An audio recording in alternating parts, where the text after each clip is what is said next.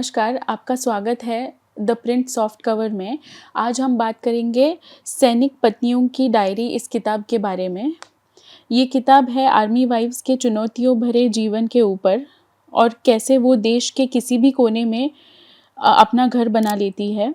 इस किताब के बारे में हमसे बात करेंगी इस किताब की एडिटर वंदना यादव जी। नमस्कार वंदना जी, बहुत जी, धन्यवाद हमारे स्टूडियो में आने के लिए। नमस्कार। आपके हिसाब से इस किताब का क्या महत्व है? बहुत अच्छा सवाल है। जब तक किसी चीज़ के बारे में मालूम ना हो, तो वो है ही नहीं। एक बात में मैं बिलीव करती हूँ कि हमारा जनरल नॉलेज बहुत कम होता है। जब भी किसी नई बात के बारे में पता लगता है, तो वो नई होती है। आर्मी ऑफ़िसर्स की वाइफ़्स हैं या सैनिकों की पत्नियाँ हैं, उनको एक एलीट क्लास समझ के छोड़ दिया गया है, या मैं ये कह दूँ कि वो एक प्रोटेक्टिव माहौल में रहती हैं, कैंटोनमेंट में रहती हैं। आमतौर पे सिविल में ये इमेज बनती है कि वो तो एक सुरक्षित माहौल में हैं। हमारे अपने संघर्ष हैं, दर्द हैं, उनको लिखा जाना बहुत ज़रूरी था। और क्योंकि मैं साहित्यकार हूँ, नॉवेलिस्ट हूँ, उपन्यास, कहानियाँ मेरी छपते रहती हैं। मुझे लगा कि मैं उस हिंदी समाज को ये बताऊँ कि इन महिलाओं के भी अपने सुख-दुःख हैं, उसे आवाज़ देनी ज़रूरी है। ओके। एडिटर के तौर पर आपने इस किताब पर किस प्रकार काम किया और क्या मिलिट्री लाइफ में सीक्रेसी होने के कारण आपको कोई परेशानी आई इस किताब पर काम करते वक़्त? हुँ, ये भी अनदर क्वेश्चन। मैंने लगभग एक आधा दर्जन से ज़्यादा किताबें संपादित की हैं।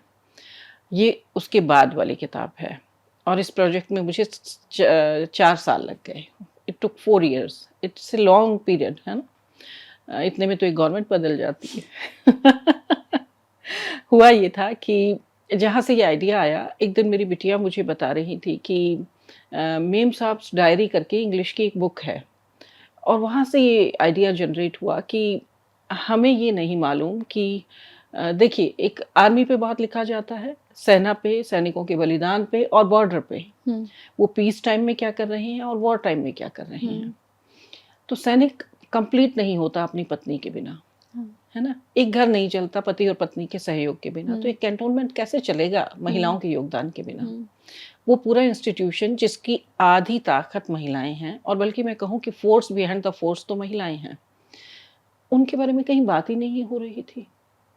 तो जब मैं देख रही हूँ कि 1971 के हमारा जो चाइना के साथ था और बाद में पाकिस्तान के साथ, क्योंकि सैनिक की पत्नी रही हूँ और मैं उस बेल्ट से आती हूँ जहाँ हमारे यहाँ कुछ और तो है नहीं, है ना? कोई फैक्ट्रीज़ वगैरह नहीं है, मैं हरियाणा महेंद्रगढ़ से हूँ, तो वहाँ पे सारे सोल्जर्स ही हैं। तो जो रिटायर्ड सोल्जर्स हैं उनसे मेरी बात होती थी, उनकी पत्नियों से बात होती थी, और जो शहीद हो चुके हैं, उन वीर नारियों से बात होती थी। जब मैं वीर नारियों के बारे में जानती हूँ, उन महिलाओं के सैक्रिफाइस को देखती हूँ या सैनिकों की पत्नियों को देखती हूँ, उनका कहीं रोल ही नहीं है। हुँ, उनके बारे में कोई दस्तावेज़ उपलब्ध नहीं है। हुँ, तो युद्ध के समय नहीं था। अच्छा, मेरे सामने कारगिल वॉर हुआ है, ऑपरेशन पराक्रम हुआ है, उसके बाद के जितने भी हुँ, ऑपरेशंस रहे हैं, वो तो सब मेरे सामने ही हुए हैं, और हम लोग कितनी ड्यूटीज़ परफ़ॉर्म कर रहे थे। हुँ, मुझे ये लगा कि जो चीज़ हम कर रहे हैं, एटलीस्ट उसके बारे में एक दस्तावेज़ हो, हुँ, डॉक्यूमेंटेशन होना चाहिए। हुँ, कल को आने वाली जनरेशन्स को ये पता हो कि ये महिलाएँ सिर्फ़ एक एलीट क्लास लाइफ़ को एन्जॉय नहीं कर रही थीं। हुँ, हमारे अपने भी सुख-दुःख हैं, बहुत से अप्स एंड डाउन्स आते हैं। हुँ, उन सबको, और वो जो ताकत हम लोग अपने हस्बैंड्स को देते हैं, उनकी यूनिट्स को देते हैं, सोल्जर्स को देते हैं, उस ताकत को एक साहित्यिक प्लेटफ़ॉर्म पे जगह मिलनी चाहिए। हुँ, ये विचार आया और बस उसके बाद ये किताब बनती चली गई। हाँ, आपका एक जो सवाल था, मैंने आधे ही सवाल का जवाब दिया कि मुझे परमिशन की ज़रूरत हुँ, पड़ी या कैसे हुआ। मैं जानती हूँ कि सेना बहुत अनुशासन में रहती है। वहाँ पे डूज़ एंड डोंट्स हैं, ये तो आप भी जानती हैं। बहुत सारी चीज़ें बता सकते हैं और बहुत कुछ नहीं बता सकते। तो उससे ज़्यादा बड़ी बात ये थी कि मुझे ये लगता है कि क्योंकि मैं एक मोटिवेशनल स्पीकर भी हूँ, मुझे ये लगता है कि गलत चीज़ों पे या जो खामियों पे बात करके आपको क्या हासिल होगा? मैं अपने बच्चों को जब भी मैं जाती हूँ टॉक के लिए, मैं हमेशा कहती हूँ कि आप विद्रोह करके विद्रोही बन जाते हैं। जबकि आप सिस्टम में आइए और अगर वहाँ पे कोई कमी है तो आप 10 चीज़ों को अच्छा बताएँ और 11वीं के लिए ये कहिए कि अगर ये ऐसा होगा तो और ज़्यादा अच्छा हो जाएगा। मेरी वो सोच है। तो उसी सोच के साथ ये पुस्तक आने वाली थी। मैंने बहुत सारी लेडीज़ से बात की, सभी महिलाओं को मैंने समझाया कि हमें क्या बात करनी है। हम एक ऐसे देश में रहते हैं कि वहाँ एक ही समय पे बहुत भयंकर बारिश है, दूसरे कोने में भयंकर सूखा पड़ रहा होता है, रेगिस्तान भी है। हमारे पास समुद्र भी है और हमारे पास कश्मीर भी है ना? जहाँ पे बर्फ़ पड़ी रहती है। हम ऐसे देश में रहते हैं और क्योंकि सैनिक होने के नाते पूरे देश में सैनिक घूमते रहते हैं, उनकी पत्नियाँ भी, उनके परिवार भी घूमते हैं। हम हमारे देश के भौगोलिक परिस्थितियों पे बात करें कि हम कैसे कहाँ रह रहे थे और कहाँ आ गए। अब जैसे एक डायरी में एक महिला कह रही है कि मैं वो दिल्ली का प्रोडक्ट है और वो कहती है कि मुझे फ़ोन पे बता रही थी कि मैडम मैंने ना शादी के बाद पहली बार देखा आसमान में तारे होते हैं। अब ये कितनी खूबसूरत चीज़ है। इसको आप ये देखिए कि हम भौगोलिक परिस्थितियों के साथ हम पर्यावरण की बात भी कर रहे हैं, है ना? मेरा एम यही था कि हम भारत के विविध माहौल जो सांस्कृतिक है, भोजन की दृष्टि से अलग है, यहाँ पे कितनी तरह के हथकरघा हैं, हैंडलूम है, हम उनकी बातें करें, हम अपने संघर्षों की बातें करें। मैंने लेडीज़ से यही कहा था कि सिर्फ़ अपने हस्बैंड का एक बार नाम बताइएगा और किस रैंक के ऑफिसर से किस नाम से आपकी शादी हुई। उसके बाद उनका रोल नहीं है इन डायरीज़ में। That is your journey. आप क्या देख रही थी और कैसा महसूस कर रही थी। बहुत से लोगों ने समझा, बहुत सारी लेडीज़ सामने भी आईं लिखने के लिए। कुछ मुझे स्कैनिंग करना पड़ा, एडिटर के तौर पे कैंची चलानी पड़ी और फाइनली ये किताब आ गई। लेकिन जब आप कहते हो कि कैंची चलानी पड़ी, तो इसका मतलब क्या ये होता है कि आपको सेल्फ सेंसर करना पड़ा? देखिए, डायरीज़ का मतलब ये है, हिंदी में मैं कहूँ कि दैनंदिनी, हम जो भी करते हैं, हम लिखते रहते हैं। बहुत सी महिलाओं ने अपनी वो डायरी भेज दी जो उन्होंने सच में लिख रखी थी। उसमें अच्छा-बुरा, पारिवारिक, निजी सब था, तो उस पे भी मुझे कैंची चलानी पड़ी। कुछ महिलाओं ने अपने जीवन के कटु अनुभव शेयर किए। कोई भी ऑर्गेनाइज़ेशन ऐसी नहीं है जहाँ सब कुछ अच्छा हो और सबके साथ सभी कुछ अच्छा हो, ये भी नहीं होता। कई बार हमारा नज़रिया गड़बड़ होता है और कई बार दूसरे का मूड ख़राब होता है। मुझे वो अनुभव लेने ही नहीं थे। मैंने वो लिया जो एक्चुअली सिर्फ़ सेना से संबंधित कि एक सैनिक की पत्नी ने एक महिला ने सैनिक की पत्नी होते हुए क्या अनुभव किया। एक स्त्री ने अपने घरेलू जीवन में क्या किया, ये वो डायरी नहीं है। ये कुछ अलग है। तो मुझे वो सब काटना पड़ा इसमें से कि जो व्यक्तिगत जीवन था उनका, मैंने सैनिक की पत्नी के तौर पे इनके अनुभवों को लिया है। ओके। क्या आप हमें आपके जर्नी के बारे में बता सकती हैं, from a civilian to an army wife? That was मतलब एक ऐसा वाला टर्निंग पॉइंट था मेरी लाइफ़ का कि मेरे दादाजी आर्मी में थे। तो उनका सपना था कि मैं उनकी बहुत लाडली मतलब ग्रैंड डॉटर थी। वो ये चाहते थे कि एक फ़ौजी से मेरी शादी हो। उन्होंने मेरे दिमाग में इतना डाल दिया था कि तुझे शादी फ़ौजी से करनी है। मैं जैसे-जैसे बड़ी हो रही थी और मैं चाहती थी कि मैं फ़ौजी खुद बन जाऊँ। मुझे शादी नहीं करनी फ़ौजी से, I want to be army officer. But उस टाइम तक ऐसा कोई प्रावधान नहीं था, सेना में महिलाएँ नहीं आती थीं।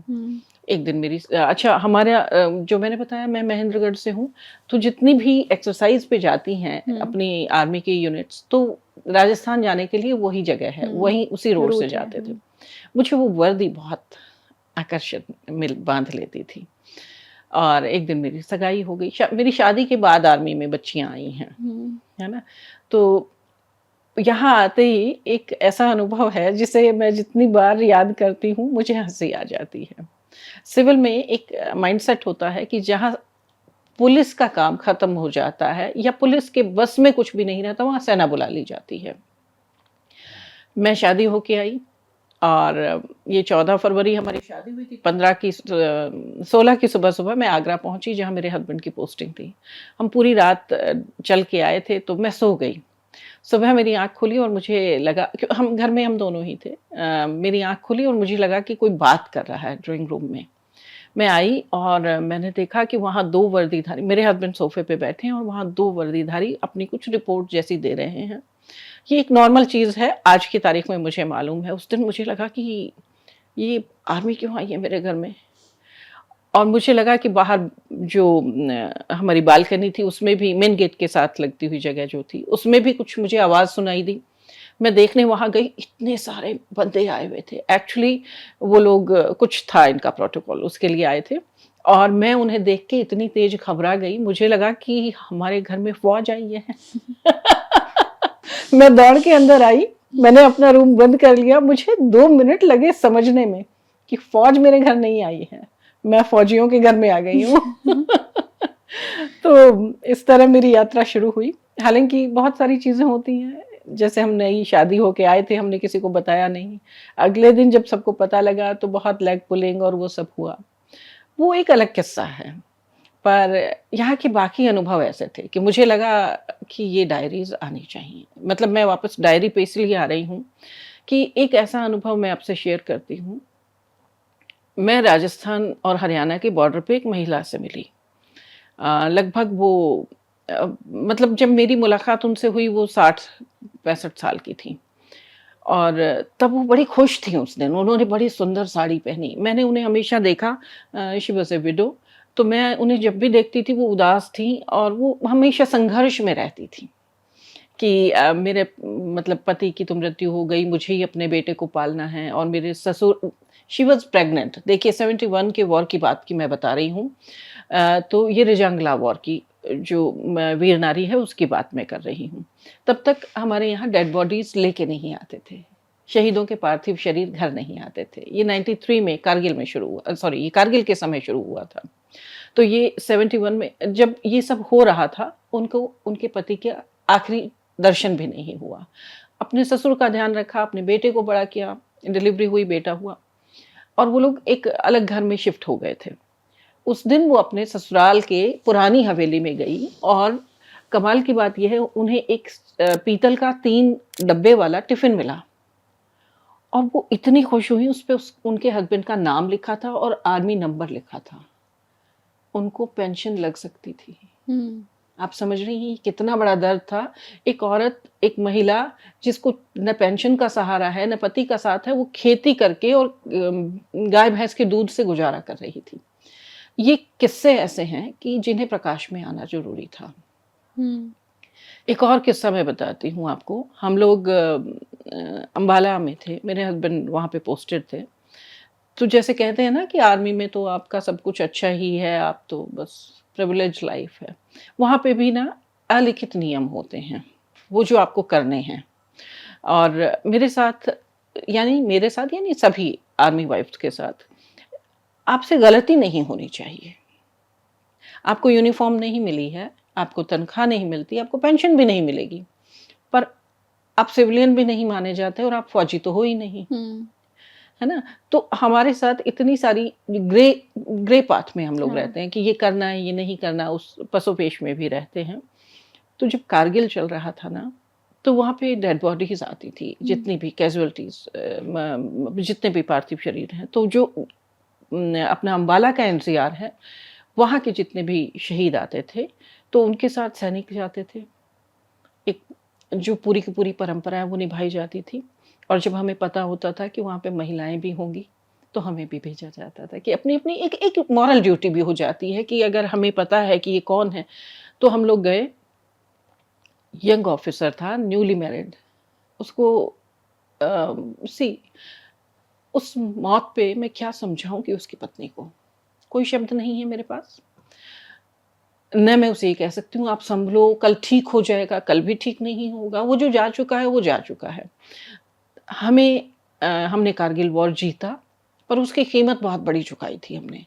तो उस लेडी को हमने कंसोल किया, चुप करवाया, समझाया और क्या समझा सकते थे मुझे याद भी नहीं। हम 3-4 लेडीज़ एक साथ गए थे और जब लौट के आए, नेक्स्ट डे हमें पता लगता है कि जो शहीद हो गए थे, उनके फादर की हार्ट अटैक से डेथ हो गई। ओह! हम फिर गए, हमने उनको फिर समझाया और उस दिन आए तो हमें रोना भी आ रहा था कि बिकॉज़ उस लेडी की घर की जो सीनियर लेडी थी उसकी डेथ पहले हो चुकी थी। जो न्यूली मैरिड है वो लड़की अकेली रह गई है अब उस घर में, राइट? और हम लोग आ गए और हम आपस में ये बातें करते रहे अब इस लड़की का क्या होगा लाइफ़ का। 3-4 दिन बाद ही एक यंग ऑफिसर की डेड बॉडी आती है और वो जो पहले शहीद हुए थे उनके छोटे भाई, he was captain in army, right. तो हम उनको समझाने गए, न हमारे पास शब्द हैं, और ऐसे में शब्द हो भी नहीं सकते। मुझे ये लगता है कि ये जो मतलब जिस चीज़ की इसमें इस तरह का अनुभव सिविल में नहीं होता, ऐसे अनुभव पता नहीं कितने हैं, सभी महिलाओं को होते हैं। तो इस तरह की बातें होनी चाहिए, इन बातों को आना चाहिए था प्रकाश में। ये बातें जब मैंने अपनी बिटिया को बताई, उसने कहा मम्मा ये सारी चीज़ें आपके साथ खत्म हो जाएँगी, अगर आपने इनको नहीं बताया। ख़ैर इस डायरी में मैंने नहीं लिखा क्योंकि मैं इसकी संपादक हूँ, इसमें मेरी डायरी नहीं है, पर इन सब बातों ने इस पुस्तक को पुस्तक बनाया। लेकिन मेरा सवाल है कि आपने एक चैप्टर अपना क्यों नहीं रखा इसमें? मुझे ये लग रहा है कि संपादक को संपादक रहना चाहिए। संपादक को जैसे मैं कहानी संग्रह मैंने संपादित किया, तो अगर मैं उसमें अपनी भी कहानी, ये लालच से बचना चाहिए। साहित्यिक विधाओं का कुछ तो हमें सम्मान करना ही चाहिए। किसी दिन आएगी मेरी डायरी और शायद वो आत्मकथा के रूप में आए, कि वो सैनिक जीवन से जुड़ी हुई आत्मकथा होगी कि किस तरह हमने क्या-क्या देखा और कैसे उस जीवन को। और एक बात बताती हूँ स्मृति, कि हालाँकि वहाँ तकलीफ़ें बहुत देखी, अब मैंने आपको जो इंसिडेंट्स बताए वो सारे ही ऐसे बता दिए हैं। इसके बावजूद हम एन्जॉय बहुत करते हैं उस लाइफ़ को। डे 1 से हमें इस तरह तैयार कर दिया जाता है उस माहौल में कि हम मेंटली प्रिपेयर रहते हैं कि ऐसा कुछ भी हुआ तो हम उसे हैंडल कर लेंगे। हम बहुत एन्जॉय करते हैं, वहाँ उतना ज़्यादा पैसा नहीं है, उसके बावजूद हम बहुत खुश रहते हैं, क्योंकि मुझे लगता है कि बहुत पैसा आपको खुश नहीं रखता, आपका जीवट आपको खुश रखता है। हमारा एक जैसा माहौल होता है, एक जैसी, देखिए वहाँ पे एक पुअर बैकग्राउंड से भी बंदा जा सकता है, एक मिडिल क्लास जा सकता है, एक हाई मिडिल क्लास भी जा सकता है। एक अमीर आदमी कभी फौजी नहीं बनता। उनके पास अपने बिज़नेसेस होते हैं, अपना सब कुछ होता है। तो हम लोगों की सबकी फाइनेंशियल स्टेटस लगभग एक जैसी होती है। हमारा बैकग्राउंड एक जैसा है और हमारी जो करंट फाइनेंशियल स्टेटस है वो भी वैसी ही है। हम सबके घर एक जैसे होते हैं, हमें फर्नीचर एक जैसा मिलता है और हमारी माइंडसेट एक जैसा हो जाता है। तो उस सब में रहते हुए, क्योंकि एक जैसी सोच हो गई है और देश सर्वोपरि हो गया है, हस्बैंड्स ऐसे ही होते हैं। एक एक ऐसा किस्सा आपके साथ मैं शेयर करती हूँ। मैं नई-नई शादी हुई थी मेरी, और मैं हस्बैंड की यूनिफ़ॉर्म लगी हुई थी कबर्ड में, और इनका बेल्ट हैंग किया हुआ था, और मैं कुछ करने लगी उस अलमारी में और मुझसे बेल्ट गिर गया, और ये लेटे हुए थे मेरे हस्बैंड बेड पे, और बेल्ट गिरा इस तरह कि मेरे पैर पे गिरा, और मैंने उसे पैर से ही उठाना चाहा। मुझे नहीं लगता कि मैंने गलती की थी। उस दिन मुझे लग रहा था कि मैंने गलती नहीं की, पर इन्हें लगा है कि मैंने बेल्ट को पैर लगाया है। 5 या 6 दिन की शादी हुई है हमारी। उस टाइम तो वो जो चार्म होता है वो भी बहुत होता है पत्नी के लिए, बट वो सोल्जर पहले थे। He said how dare you touch your feet to my belt, है ना? ये मेरी वर्दी को तुम्हारा पैर कैसे लगाया तुमने? तो वो वाली फीलिंग हम लोगों में आ जाती है। तो देश सर्वोपरि वाली भावना है।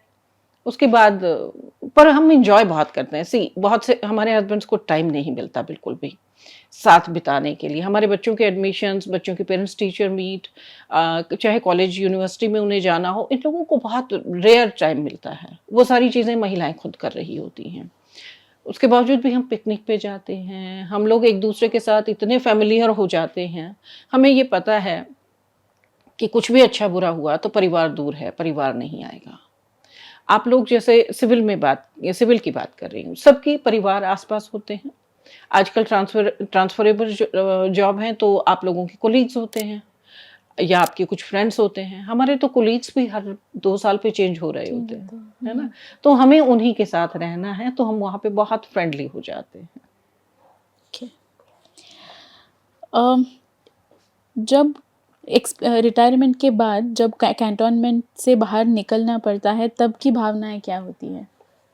हाँ, मैंने देखा है बहुत सी महिलाओं को, वो अभी भी लिखती हैं मिसिंग आर्मी डेज़, और बहुत से लोगों के लिए ये बेटी का जैसे डोली से विदा होने वाला दिन होता है। महिलाओं की आँखों में मैंने आँसू भी देखे हैं, नमी भी रहती है। अभी जैसे 29 को 29 जून को हमारी इस पुस्तक का लोकार्पण था साहित्य अकेडमी में, उस दिन सब महिलाएं ये कह रही थी कि लग रहा है we are back in the army, we are back in the army, because Sahitya Akademi का सभागार आर्मी ऑफिसर्स और लेडीज से भरा हुआ था, तो सबको अच्छा लग रहा था। मैं उतना मिस नहीं करती, ईमानदारी से कहूँ, क्योंकि मेरे हस्बैंड की लास्ट सारी पोस्टिंग्स मेरे बच्चों को पढ़ाने के लिए मैं एसएफ में रुकी हुई थी, सेपरेटेड फैमिली क्वार्टर्स में। ओके। तो मैंने इतना अकेले संघर्ष किया और इतना ज़्यादा अकेले रही और सिविल से टच में रही कि मुझे लगा नहीं कि एक दिन अचानक मुझसे कैंट छूट गया। हाँ, ओके। बहुत सी महिलाएं मिस करती हैं, ऑफिसर्स भी मिस करते हैं, हमारे बंदे भी मिस करते हैं। फॉरवर्ड एरियाज़ में और पीस स्टेशंस में आर्मी वाइफ्स की लाइफ कैसे अलग होती है और इन दोनों जगहों पर क्या चैलेंजेस फेस करने पड़ते हैं? एक जीवन में दो जीवन है ये। हम एक ऐसे समाज में रह रहे हैं जो पितृसत्तात्मक सोच का है ना? आज जब मैं मेरे हस्बैंड के साथ रह रही हूँ, तो मुझे कहीं छुट्टी पे जाना है, मेरा कोई असाइनमेंट है, या घर में क्या बनेगा, सब में पति प्रथम, है ना? ये होता ही है कि उनसे पूछा जाता है, परमिशन नहीं ली जाती, बताया नहीं जाता, उनसे पूछा जाता है कि ये कर लें और सलाह से काम होता है। हस्बैंड जब फील्ड में चला जाता है, ये सलाह चल रही है, कई-कई जगहों पे ये होता है कि मैंने जो कहा है वो ही होगा, सब जगह अलग-अलग तरह के लोग होते हैं। अचानक हस्बैंड फील्ड में चला जाता है और आप समंदर में एक छोटी-सी नाव की तरह अकेले रह गए हैं, आपको सारे डिसीजंस खुद लेने हैं अब। सबसे पहले तो क्या बनेगा? बिकॉज़ आपका दिमाग इतनी अच्छे से जकड़ा गया है इस पितृसत्तात्मक सोच में, आपके घर में पहले पिता और भाई की चल रही थी, अब पति की चल रही है। अचानक आपको खाना तक खुद सोचना है। आपको कहीं जाना है, बच्चों के एडमिशन कराने हैं। जैसे मेरे हस्बैंड जब फील्ड गए, ये चले गए थे वैली में और मेरी बिटिया 12th में ही थी तब। 11th के एग्ज़ाम दिए थे, 12th में आई थी और उसके बाद मुझे उसके कॉलेज लेके जाना था। मुझे ड्राइविंग आती थी, मुझे दिल्ली नहीं आती थी। यहाँ के रास्ते और यहाँ के जो गोल चक्कर है मुझे समझ नहीं आते थे और तब मुझे नेविगेशन इस्तेमाल नहीं करना आता था। वो स्मार्टफ़ोन नए-नए आए थे उस दौर में। तो ये सब कुछ मुझे ऐसा लगता था मुझे जंगल में अकेले छोड़ दिया है। और अभी जब मुझे आदत होने लगती है इस जीवन की, मुझे यानी सभी सैनिक पत्नियों को, अभी जब हमें इस जीवन की आदत होने लगती है और जब हम इस चीज़ को एन्जॉय करने लगते हैं, ये वापस आ जाते हैं। इनका वो 2.5-3 साल पूरा हो गया। अब इनको फिर से इम्पोर्टेंस चाहिए, हमको फिर से सरेंडर करना है। अभी हम उस चीज़ की आदत डालते हैं कि इनकी फील्ड पोस्टिंग आ जाती है। तो ये सब चलता रहता है। एक जीवन में बहुत से जीवन है ये। बहुत सारे रंग हैं यहाँ पे। आप इस बुक में लिखती है कि जो महिलाएं घर गृहस्थी के काम संभालते हुए अपना जीवन बिता देती है, वो सामाजिक और राष्ट्रीय स्तर पर एक अहम भूमिका निभा रही होती है। क्या आप हमें इस बारे में और बता सकती हैं? देखिए जो आपको ऑन स्क्रीन दिखाई देता है ना, बिहाइंड द स्क्रीन तो बहुत कुछ है। आप तो मीडिया से आप ये जानती हैं कि यहाँ पे जो हम आप अभी हम कैमरे के सामने बैठे हैं, कैमरे के पीछे या कैमरा शुरू होने से पहले कितनी तैयारियां की गई होंगी। तो वो महिलाएं वो उस चरित्र में हैं, उस कैरेक्टर में रहती हैं। जो कुछ एक महिलाएं जो नेत्री बन जाती हैं, पॉलिटिक्स में आ जाती हैं, कुछ महिलाएं पढ़ लिख के बड़े अच्छे ओहदे पे पहुंच जाती हैं। इन्हें पढ़ाया किसने? जो आदमी जितने भी पुरुष हैं, महिलाएँ हैं जो घरों से निकल रही हैं और जिनके लिए इनको बनाए रखने के लिए जिन महिलाओं ने अपनी शिक्षा का, अपनी सेहत को सैक्रिफाइस कर दिया, उनका कोई योगदान नहीं है क्या? सदियों से ये तो पिछले लगभग 30 दशक से 3 दशक से महिलाएँ आने लगी हैं, बहुत अच्छे से प्रोफ़ेशंस में, उससे पहले नहीं आ रही थीं। तो उससे पहले आप ये याद करके देखें कि क्या क हमारा देश बीमार था क्या? क्या वो महिलाएँ उतनी शिक्षित थीं? क्या उन्होंने साइंस पढ़ी थी? पर ये देखिए कि वो इस तरह हर मौसम के अनुसार खाने बनाती थी, भोजन पकाती थी कि घर के पुरुष, घर के बच्चे कभी बीमार नहीं हुए। महामारियाँ ही वो अलग बात है, सर्दी, जुकाम, बुखार अलग बात है, वो खाने-पीने का भी ध्यान रखती थी। आप ये देखिए पीढ़ी दर पीढ़ी महिलाओं ने एक-दूसरे को वर्बली समझाया, माँ ने समझाया, बड़ी बहन ने समझाया, भाभी ने समझाया, सास ने समझाया, क्या बनना है, क्या नहीं बनना है। उनको एक कंफर्टेबल घर दिया, जब वो काम से लौट के आए, चाहे पुरुष हैं, चाहे जो भी हैं घर के हैं। उनको एक माहौल अच्छा मिला, हाइजीन मिली। एक बात बताएँ, क्या ये इमारत खड़ी है, इसके आपको एक कंगूरे तो दिखाई देते हैं, बिल्डिंग दिखाई देती कितनी सुंदर है, खड़ी ये नींव पे है। अगर नींव मजबूत नहीं होगी ना, ये बिल्डिंग खड़ी नहीं रह सकती। तो महिलाएं वो नींव हैं जो सदियों से चली आ रही हैं। तो मुझे लगता है उनसे बड़ा योगदान तो किसी और का है ही नहीं। जितना योगदान इन समाज में दिखाई देने वाले चेहरों का है, चाहे पुरुष हैं, चाहे वो महिलाएं हैं, उतना ही योगदान उन महिलाओं का है। मुझे तो लगता है उनसे ज्यादा है। अपने आप को हर बार पीछे कर लेना आसान नहीं होता। एक इंसानी फितरत है कि हमें तारीफ अच्छी लगती है, हमें किसी के कहे अच्छे शब्द अच्छे लगते हैं, और हमारी तरक्की हो ये अच्छा लगता है। एक महिला जो घर में रहना को चूज करती है, उसके घर में जब भी आते हैं तो ठीक है, उसने रोटी बनाई, सब्जी, अरे अच्छी बनी, अच्छी बनी, बात खत्म हो गई। आपके पास उससे बात करने के लिए कोई बात नहीं है। आप ये देखिए, उसने चुना है अपने घर के लोगों को बनाए रखने के लिए, और उसके बाद वो हमेशा डिमोलिश होती जाएगी। वो कभी भी, उसका प्रमोशन नहीं हो रहा है, डिमोशन हो रहा है। और एक दिलचस्प बात इस बुक में आपने लिखी हुई है, आर्मी लाइफ में अलिखित नियम कानून बहुत सारे हैं। ये कौन से ऐसे नियम और कानून हैं जिनका पालन करना पड़ता है? मैंने अभी थोड़ी देर पहले कहा था, वहाँ पे डूज एंड डोंट्स बहुत हैं, बहुत सारे हैं। एक छोटी सी बात मैं कल परसों ही साहित्य अकेडमी में भी कह रही थी। वहाँ हमारे को बिना लिखा हुआ एक नियम है कि हमें ये बातें करनी है और ये बातें नहीं करनी। इस टॉपिक पे बोलना है, इस पे बिल्कुल नहीं बोलना। तो जब ये डूज और डोंट्स उन ऑफिसर्स के लिए हैं, तो महिलाओं के लिए भी हैं।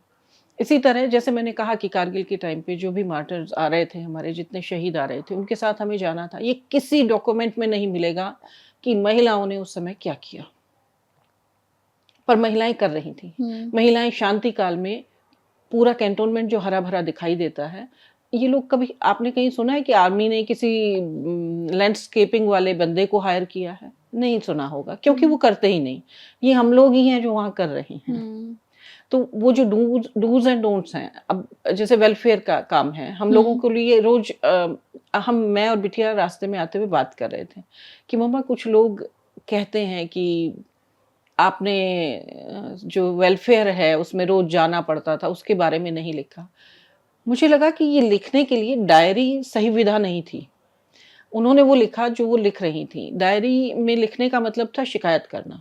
तो इसलिए मैंने वहाँ पे कैंची चला दी एडिटर के तौर पे। अगर एक महिला लिख रही है कि आज फिर मुझे वेलफेयर सेंटर जाना है और ये करवाना है, वापस आऊँगी और खाना बनाना है बच्चों के लिए, ये शिकायती लहज़ा हो सकता है बहुत आसानी से, जो पढ़ रहा है पाठक उसको। पढ़ने वाला अपने माइंडसेट के अनुसार पढ़ता है, लिखने वाला अपने माइंडसेट से लिख रहा है। वो साहित्यिक महिलाएं नहीं हैं, उन्होंने अपनी एक सिंपल डायरी लिखी है। ये डिस्क्राइब करना एक साहित्यकार का काम हो सकता है। तो इसमें जो डूज एंड डोंट्स वाली बात मैं कर रही हूँ, वो यही है कि जैसे वेलफेयर के काम बहुत सारे थे। अच्छा, जब आप घरों से दूर रहते हो ना, आपको एक समाज बनाना पड़ता है, अदरवाइज आप टेंशन से और स्ट्रेस से पगला जाओगे, है ना? मेंटल हेल्थ पे फर्क पड़ेगा। तो वो जो वहाँ पे लेडीज मीट या पार्टीज हो रही होती है ना, कई बार छोटे छोटे खुशियों को या विक्ट्री को हम सेलिब्रेट करते हैं, और कई बार सिर्फ मिलने के लिए, ताकि आपस में एक दूसरे से मिलें, बातचीत हो, कभी किसी को कोई स्ट्रेस हो कह भी दे और मन हल्का हो जाए। तो इस तरह से सारे जब ये काम हो रहे हैं, इनके पीछे सिर्फ महिलाएं होती हैं, और ये हमारा कहीं भी कोई लिखा हुआ डॉक्यूमेंट नहीं है। मैं ऑपरेशन पराक्रम की बात बताती हूँ। उस समय हमारी पोस्टिंग, मेरे हस्बैंड की पोस्टिंग झांसी में थी। कितनी सारी महिलाओं के साथ जैसे रात को ड्यूटी से हमारी एमएनएस आती थी, चेन स्नैचिंग हुई, और स्टेशन में 1 या 2 ऑफिसर्स थे। एक मेरे हस्बैंड भी रेयर पार्टी में थे, तो उनका काउंसलिंग करना, उनको समझाने जाना। अब वो डर जाती हैं, रात को 8 या 9 बजे आना है, मैडम मैं नहीं आ सकती हूँ, मुझे डर लगता है, तो या तो मेरी ड्यूटी 6 बजे खत्म हो जाए या मैं नाइट ड्यूटी भी कंटिन्यू कर लूँगी। देखिए, मैं ट्रेंड नहीं हूँ इन चीज़ों के लिए, फिर भी मैं उनको मतलब एक काउंसलिंग कर रही थी उनकी, उनको समझा रही थी, उनकी सिक्योरिटी के लिए कुछ ना कुछ कर रहे थे, क्योंकि जो सिक्योरिटी थी वो तो आगे फ्रंट पे जा चुकी थी, बॉर्डर पे जा चुकी थी। तो ये सारे काम जो है ना, ये अलिखित हैं। तो वो सब महिलाओं को अपना करियर बनाने का यहाँ पे मौका नहीं मिलता, तो कभी आपको ऐसा लगा है कि आपने कुछ मिस किया है करियर वाइज? ये एक बहुत अच्छा सवाल है और इस सवाल की बहुत ज़्यादा ज़रूरत है। देखिए, पहले सेना में आप इतना डाइवोर्स का नहीं सुनते थे। कहना नहीं चाहिए, पर मेंटल हेल्थ के बारे में भी इतना नहीं सुनते थे। महिलाएँ एवरेज पढ़ी हुई थीं और वो पति के साथ मिसेज़ सो एंड सो बन के रहने को तैयार थीं। हुँ? सेना की एक बात मैं आपको बता दूँ कि आपकी सैनिक से शादी होने का मतलब, मैं आजकल की लड़कियों को ये कहना चाहती हूँ कि वो फ़िल्मों में देख के शादी ना कर लें किसी फ़ौजी से। वहाँ वो ग्लैमर नहीं है, वहाँ वो ग्लैमर थोड़ी-सी देर का है। बाकी आपको वो जीवन के खट्टे-मीठे अनुभव उतने ही मिलेंगे, बल्कि उससे ज़्यादा मिलेंगे जितने सिविल में मिलते हैं। आपका जाते ही सबसे पहले अपने भारतीय समाज में ये है कि सरनेम चेंज हो जाता है ना? वहाँ पे सरनेम ही चेंज नहीं होता, आपका नाम भी छिन जाता है। मेरे माँ-बाप ने मेरा नाम बड़े प्यार से रखा था वंदना। मेरी शादी हुई, मैं वंदना यादव थी और मेरी शादी हुई कैप्टन यादव से और मैं मिसेज़ यादव बन गई। अगर आप मान लीजिए मेरा कुछ और भी सरनेम होने वाला था, तो मेरी शादी होने के बाद मेरा सरनेम वो हो गया जो मेरे हस्बैंड का हुआ और मेरा नाम तो हट ही गया। वो सिर्फ़ पेपर्स में रहता है, कागज़ों में मेरा नाम है, पर मेरे को जो मेरी पहचान होगी वो मिसेज़ यादव के नाम से होगी। जहाँ इतने प्यार से और इतने सम्मान से किया जाता है ना कि हर औरत, हर महिला, हर स्त्री अपने आप को मिसेज़ सो एंड सो कहलवाना चाहती है। वो चाहती नहीं है कि उसका पहला नाम लिया जाए, उसे वो अपमानजनक लगता है। वहाँ माहौल इस तरह बना हुआ है। तो जहाँ आपका नाम अपना नहीं है, वहाँ आपका करियर होगा क्या? नहीं हो सकता। और ये पितृसत्तात्मक समाज है, मैंने जैसा आपको बताया। यहाँ आज से लगभग 30-35 साल पहले महिला ऑफ़िसर्स आई थीं। उन्हें भी अभी तक अपनी अस्तित्व के लिए संघर्ष करना पड़ रहा था। ये तो अभी पिछले साल ये न्यूज़ आई है कि इनको परमानेंट कमीशन मिलेगा। उससे पहले की महिलाएँ, तब उतनी महँगाई भी नहीं थी। वो घर में जिस भी तरह रह के गुज़ारा कर रही थीं। अब महँगाई इतनी है। ये अभी की तुरंत की बात नहीं है। पिछले 1 दशक या डेढ़ ये 2 दशक से, और महिलाएँ पढ़ भी बहुत गई हैं। हुँ। तो उन्हें लगता है कि कुछ पैसा भी आएगा और अपनी आइडेंटिटी भी चाहिए। आप एक जो भी आर्मी मैन है उसको बनाए रखने के लिए ये मैंने बहुत इम्पोर्टेंट पॉइंट छोड़ दिया था जिसे आपने इस सवाल के दौरान आ गया है कि सेना में रहते हुए सैनिक की पहचान होती है, उसकी पत्नी और बच्चों की नहीं होती। वो wife of so and so हैं और वो सन या daughter of so and so हैं, ये ही उनकी पहचान है। तो ऐसे में जो इतनी पढ़ी-लिखी लड़कियाँ हैं, उनकी पढ़ाई पे भी उतना ही खर्च हुआ है जितना लड़के की पढ़ाई पे हुआ है। वो अपना करियर बनाना चाहती हैं और करियर ना बना पाने की शर्त पे या तो आप अपनी आइडेंटिटी चुन लें या परिवार चुन लें। जिन लड़कियों ने परिवार चुने, उन्होंने आइडेंटिटी नहीं बनाई, और जिन्होंने आइडेंटिटी बनाई, वो परिवार नहीं चला सकती। सैनिक का तो होने मतलब किसी का सोल्जर होने की फर्स्ट कंडीशन यही है कि वो हमेशा पूरे देश में घूमता रहेगा। और अगर महिला कोई भी पत्नी जॉब ले लेती है तो वो हर स्टेशन पे नहीं रह सकती उसके साथ। मेरे जनरेशन की जिन महिलाओं ने, चाहे वो जितनी भी हाईली एजुकेटेड थी, हमने टीचिंग को चुना, हमारे पास कोई ऑप्शन ही नहीं था। हम आर्मी स्कूल गए, केवी चले गए, केंद्रीय विद्यालय चले गए।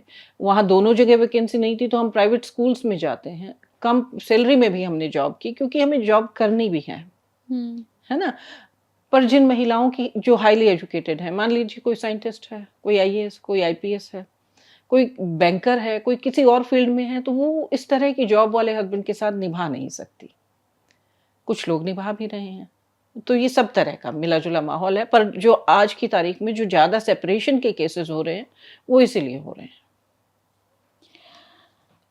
इन महिलाओं के रोल के बारे में लिखते हुए आपने ये भी कहा है कि इनके बारे में लोगों को जानकारी होना बड़ा ज़रूरी है, फिर चाहे सेना इन महिलाओं को उनके हिस्से का त्याग और बलिदान का क्रेडिट देने में कंजूसी कंजूसी ही क्यों ना करे। जी। आपके हिसाब से इन महिलाओं को आर्मी की तरफ से किस प्रकार का क्रेडिट मिलना चाहिए? हाँ, मैंने कहा ना कि देखिए, जब वर्ल्ड वॉर 2 के टाइम से महिलाओं के बारे में मैं आज तक पढ़ रही थी, कहीं कोई डॉक्यूमेंट नहीं है। कारगिल वॉर के टाइम मैंने आपको बता दिया, अगर मैं काम कर रही थी तो मेरे जैसी अनेक महिलाएँ, और मेरे हस्बैंड वाज़ उस टाइम पे ही वाज़ मेजर, हाँ, और आप सोचिए कि मैं एक मेजर साहब की वाइफ़ थी, मेरी अगर ड्यूटीज़ थी तो कर्नल्स की, ब्रिगेडियर्स की और जनरल्स की वाइफ़ क्या नहीं कर रही होंगी। इसमें शशि पाधा जी का डायरी भी है। उन्होंने तो वो मतलब जीओसी की वाइफ़ थी, जनरल ऑफ़िसर की वाइफ़ थी और उन्होंने हमारे देश के प्रधानमंत्री को लेटर लिखा था कि मैं हर दिन देख रही हूँ, इतने शहीदों की पार्थिव शरीर आ रहे हैं, मैं उन महिलाओं को देख रही हूँ, जो मेरी बच्चियाँ हैं। मुझसे बर्दाश्त नहीं हो रहा, आप इस युद्ध को रुकवा दें। तो कहीं तो वो ड्यूटीज़ चल रही थी ना, उन ड्यूटीज़ का जो लगातार ड्यूटी पे हैं उन महिलाओं का कोई कहीं उनको कोई क्रेडिट नहीं मिल रहा है। हमारे नाम पे एक आवा संस्था तो बना दी गई है, पर हमारी परेशानियों के लिए आवा को बनाया गया है। कि मान लीजिए किसी का पति नहीं रहता है या मान लीजिए कोई सेपरेशन हो गया है या किसी और तरह की कोई परेशानी, कई बार फैमिली लाइफ डिस्प्यूट भी हो जाते हैं उनके लिए, या एजुकेशन में बच्चों को हेल्प चाहिए, या रिमोट एरिया में अगर सैनिक का परिवार रह रहा है, सैनिक बॉर्डर पे है, तो उन बच्चों की पढ़ाई के लिए भी सेना जिम्मेदारी लेती है। सेना किसी भी चीज़ में पीछे नहीं रखती है हम लोगों को, परिवारों को भी, पत्नियों को भी। उसके बावजूद भी जो महिलाएं जितना सेक्रीफाइस कर रही हैं उसका 1% भी उनको क्रेडिट नहीं मिलता। थैंक यू वंदना जी हमारे साथ बातें करने के लिए। I hope this book gets read widely and thank you, all the best. Thank you. मैं इससे पहले एक किताब लिख चुकी हूँ, वो है कितने मोर्चे। वो भी सैनिक पत्नियों के ऊपर लिखा हुआ एक नॉवल है और रियल लाइफ इंसिडेंट से मैंने उसे उठाया था। वहाँ मुझे लगता है मेरी बात पूरी नहीं हुई थी जो अब आई है, और मैं उम्मीद करती हूँ इस आवाज़ को मैं आवाज़ देती रहूँ। थैंक यू, मुझे बुलाया। Thank you ji.